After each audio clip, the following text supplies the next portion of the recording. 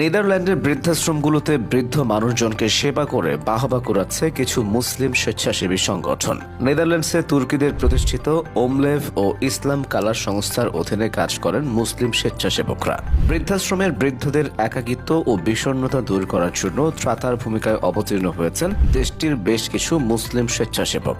এতে করে যেমন সংগঠন প্রশংসা পাচ্ছে, তার পাশাপাশি মুসলমানদের মানবিকতার গল্প ছড়িয়ে পড়ছে নেদারল্যান্ডসের আনাচে কানাচে। সংগঠনগুলোর মুসলিম কর্মীরা প্রতি সপ্তাহে নিয়ম করে বৃদ্ধাশ্রমে যান, সেখানকার বাসিন্দাদের বিভিন্নভাবে সহযোগিতা করেন, তাদের সঙ্গে মেতে ওঠেন হাসি আনন্দে, চেষ্টা করেন একাকিত্ব ও নির্জনতার বেদনা দূর করার জন্য। স্বেচ্ছাসেবী মুসলিম সংগঠনগুলোর লক্ষ্য হচ্ছে ইসলামের সৌন্দর্য ও সহনশীলতা এবং মুসলিম সংস্কৃতির রূপ বৈশিষ্ট্য নেদারল্যান্ডসের সাধারণ মানুষের কাছে তুলে ধরা। তাছাড়াও অনেক সময় দেখা যায় বয়স্ক ডাচ লোকেরা প্রায় নিজেদের একা মনে করেন, তাই মুসলিম স্বেচ্ছাসেবক সংস্থাগুলো তাদের কাছে যায়